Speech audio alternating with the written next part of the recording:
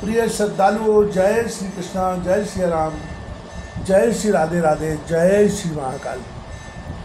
इस प्रवचन में आपको श्रवण कराएंगे चंचुला के प्रयत्न से पार्वती जी की आज्ञा पाकर तुम्बुरु का बिंद पर्वत पर शिवपुराण की कथा सुनाकर बिंदु का पिशाच योनि से उद्धार करना तथा उन दोनों दंपत्ति का सिद्धाम में सुखी होना।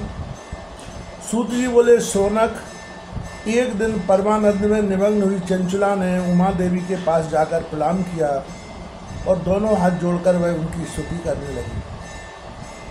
चंचुला बोली, गिरिराज नंदिनी स्कंद माता उमे, मनुष्यों ने सदा आपका सेवन किया है। समस्त सुखों को देने वाली शंभु प्रिय आप ब्रह्म स्वरूपिणी हैं। विष्णु और ब्रह्मा आदि देवताओं द्वारा सेव्य हैं। आप ही सगुणा और निर्गुणा हैं तथा आप ही सूक्ष्म सच्चिदानंद घन स्वरूपिणी आद्या प्रकृति है। आप ही संसार की सृष्टि, पालन और संहार करने वाली हैं। तीनों गुणों का आश्रय भी आप ही हैं। ब्रह्मा, विष्णु और महेश्वर, इन तीनों देवताओं का आवास स्थान तथा उनकी उत्तम प्रतिष्ठा करने वाली पराशक्ति आप ही हैं। सूत जी कहते हैं, सोनक, जिसे सदगति प्राप्त हो चुकी थी, वह चंचुला इस प्रकार महेश्वर पत्नी उमा की स्तुति करके सिर झुकाए चुप हो गई। उसके नेत्रों में प्रेम के आंसू उमड़ आए। तब करुणा से भरी हुई शंकर प्रिया भक्तवत्सला पार्वती देवी ने चंचुला को संबोधित करके बड़े प्रेम से इस प्रकार कहा। पार्वती बोली, सखी चंचुले, सुंदरी, मैं तुम्हारी की हुई इस स्तुति से बहुत प्रसन्न हूँ। बोलो, क्या वर मांगती हो? तुम्हारे लिए मुझे कुछ भी अदेय नहीं है। चंचुला बोली, निष्पाप गिरिराज कुमारी, मेरे पति बिंदु इस समय कहाँ हैं? उनकी कैसी गति हुई है यह मैं नहीं जानती। कल्याणमयी दीन वत्सले, मैं अपने उन पतिदेव से जिस प्रकार संयुक्त हो सकूं वैसा ही उपाय कीजिए।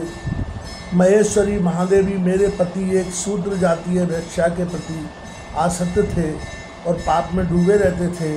उनकी मृत्यु मुझसे पहले ही हो गई थी। न जाने वे किस गति को प्राप्त हुए। गिरजा बोली, बेटी, तुम्हारा बिंदु नाम वाला पति बड़ा पापी था। उसका अंतःकरण बड़ा ही दूषित था। वैश्या का उपभोग करने वाला वह महामूढ़ मरने के बाद नरक में पड़ा। अगलित वर्षों तक नरक में नाना प्रकार के दुख भोगकर वह पापात्मा अपने शेष भाग को भोगने के लिए बिंद पर्वत पर पिशाच हुआ है। इस समय वह पिशाच अवस्था में ही है और नाना प्रकार के क्लेश उठा रहा है। वह दुष्ट वहीं बाई पीकर रहता है और सदा सब प्रकार के कष्ट भोगता है। सूत जी कहते हैं, सोनक, गौरी देवी की यह बात सुनकर उत्तम व्रत का पालन करने वाली चंचुला उस समय पति के महान दुख से दुखी हो गई। फिर मन को स्थिर करके उस ब्राह्मण पत्नी ने व्यथित हृदय से महेश्वरी को प्रणाम करके पुनः पूछा। चंचला बोली, महेश्वरी महादेवी, मुझ पर कृपा कीजिए और दूषित कर्म करने वाले मेरे उस दुष्ट पति का उद्धार कर दीजिए। देवी, कुत्सित बुद्धि वाले मेरे उस पापात्मा पति को किस उपाय से उत्तम गति प्राप्त हो सकती है, यह शीघ्र बतलाइए। आपको नमस्कार है। पार्वती जी ने कहा, तुम्हारा पति यदि शिव पुराण की पूर्णमयी कथा, उत्तम कथा सुने तो सारी दुर्गति को पार करके वह उत्तम गति का भागी हो सकता है। अमृत के समान मधुर अक्षरों से युक्त गौरी देवी का यह वचन आदरपूर्वक सुनकर चंचुला ने हाथ जोड़कर मस्तक झुकाकर उन्हें बारंबार प्रणाम किया और अपने पति के समस्त पापों की शुद्धि तथा उत्तम गति की प्राप्ति के लिए पार्वती देवी से यह प्रार्थना की कि मेरे पति को शिव पुराण सुनाने की व्यवस्था होनी चाहिए। उस विप्र पत्नी के बारंबार प्रार्थना करने पर शिवप्रिया गौरी देवी को बड़ी दया आई। उन भक्तवत्सला महेश्वरी गिरिराज कुमारी ने भगवान शिव की उत्तम कीर्ति का गान करने वाले गंधर्वराज तुम्बुरु को बुलाकर उनसे प्रसन्नतापूर्वक इस प्रकार कहा, तुम्बुरु, तुम्हारी भगवान शिव में प्रीति है। तुम मेरे मन की बातों को जानकर मेरे अनिष्ट कार्यों को सिद्ध करने वाले हो, इसलिए मैं तुमसे एक बात कहती हूँ, तुम्हारा कल्याण हो। तुम मेरी सखी के साथ शीघ्र बिंद पर्वत पर जाओ। वहाँ एक महाघोर और भयंकर पिशाच रहता है। उसका वृत्तांत तुम आरंभ से ही सुनो। मैं तुमसे प्रसन्नतापूर्वक सब कुछ बताती हूँ। पूर्व जन्म में भाई प्रसाद बिंदु नामक विप्र था, मेरी सखी चंचला का पति था, परंतु वह दुष्ट वेश्यागामी हो गया। स्नान संध्या आदि नित्य कर्म छोड़कर अपवित्र रहने लगा। क्रोध के कारण उसकी बुद्धि पर मूर्ता छा गई थी। वह कर्तव्य का विवेक नहीं कर पाता था। अवक्ष भक्षण, सज्जनों से द्वेष और दूषित वस्तुओं का दान लेना, यही उसका स्वाभाविक कर्म बन गया था। वह अस्त्र शस्त्र लेकर हिंसा करता, बाएं हाथ से खाता, दीनों को सताता और क्रूरतापूर्वक पराये घरों में आग लगा देता। चांडाल से प्रेम करता और प्रतिदिन वेश्या के संपर्क में रहता था। वह बड़ा दुष्ट था। वह पापी अपनी पत्नी का परित्याग करके दुष्टों के संग में ही आनंद मानता था। वह मृत्यु पर्यंत दुराचार में ही फंसा रहा। फिर अंतकाल आने पर उसकी मृत्यु हो गई। वह पापियों के भोग स्थान घोर यमपुर में गया और वहाँ बहुत से नरकों का उपभोग करके वह दुष्ट आत्मा जीव इस समय बिंद पर्वत पर प्रसाद बना हुआ है। वहीं वह दुष्ट पिशाच अपने पापों का फल भोग रहा है। तुम उसके आगे यत्नपूर्वक शिवपुराण की उस दिव्य कथा का प्रवचन करो जो परम पुण्यमयी तथा समस्त पापों का नाश करने वाली है। शिवपुराण की कथा का श्रवण करके उत्कृष्ट पुण्य कर्म है, उससे उसका हृदय शीघ्र ही समस्त पापों से शुद्ध हो जाएगा और वह प्रेत योनि का परित्याग कर देगा। उस दुर्गति से मुक्त होने पर बिंदु नामक पिशाच को मेरी आज्ञा से विमान पर बिठाकर तुम भगवान शिव के समीप ले जाओ। सूत जी कहते हैं, सौनक माहेश्वरी उमा के इस प्रकार आदेश देने पर गंधर्वराज तुम्बुरु मणिमन बड़े प्रसन्न हुए। उन्होंने अपने भाग्य की सराहना की। तत्पश्चात उस पिशाच की सती साध्वी पत्नी चंचला के साथ विमान पर बैठकर नारद के प्रिय मित्र तुम्बुरु वेगपूर्वक विंध्याचल पर्वत पर गए। वहाँ वह पिशाच रहता था। वहाँ उन्होंने उस पिशाच को देखा।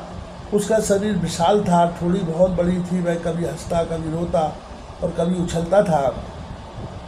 उसकी आकृति बड़ी विकराल थी। भगवान शिव की उत्तम कीर्ति का गान करने वाले महाबली तुम्बुरु ने उस अत्यंत भयंकर पिशाच को पाशों द्वारा बांध लिया। तदनंतर तुम्बुरु ने शिवपुराण की कथा वाँचने का निश्चय करके महोत्सव युक्त स्थान और मंडप आदि की रचना की।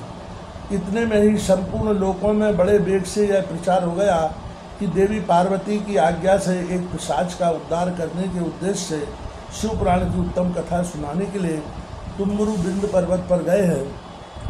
फिर तो उस कथा को सुनने के लोभ से बहुत से देवर्षि भी शीघ्र ही वहाँ जा पहुँचे। आदरपूर्वक शिवपुराण सुनने के लिए आए हुए लोगों का उस पर्वत पर बड़ा अद्भुत और कल्याणकारी समाज जुट गया। फिर तुम्बुरु ने उस पिशाच को पांसों से बांधकर आसन पर बिठाया और हाथ में वीणा लेकर गौरी पति की कथा का गान आरंभ किया। पहली अर्थात बिंदेश्वर संहिता से लेकर 7वीं वायु संहिता तक महात्म सहित शिवपुराण की कथा का उन्होंने स्पष्ट वर्णन किया। 7 संहिताओं सहित शिवपुराण का आदरपूर्वक श्रवण करके वे सभी श्रोता पूर्णता कृतार्थ हो गए। उस परम पुण्यमय शिवपुराण को सुनकर उस पिशाच ने अपने सारे पापों को धोकर उस पैशाचिक शरीर को त्याग दिया। फिर तो शीघ्र ही उसका रूप दिव्य हो गया। अंग कांति गौरवान्वित हो गई। शरीर पर श्वेत वस्त्र तथा सब प्रकार के पुत्रोचित आभूषण उसके अंगों को उद्भाषित करने लगे। वह त्रिनेत्रधारी चंद्रशेखर रूप हो गया। इस प्रकार दिव्य देहधारी होकर श्रीमान बिंदु अपनी प्राण वल्लभा चंचला के साथ स्वयं भी पार्वती वल्लभ श्री भगवान शिव का गुणगान करने लगा। उसकी स्त्री को इस प्रकार दिव्य रूप से सुशोभित देख वे सभी देवर्षि बड़े विस्मित हुए। उनका चित्त परमानंद से परिपूर्ण हो गया। भगवान महेश्वर का वह अद्भुत चरित्र सुनकर वे सभी श्रोता परम कृतार्थ हो प्रेम पूर्वक श्री शिव का यशोगान करते हुए अपने अपने धाम को चले गए।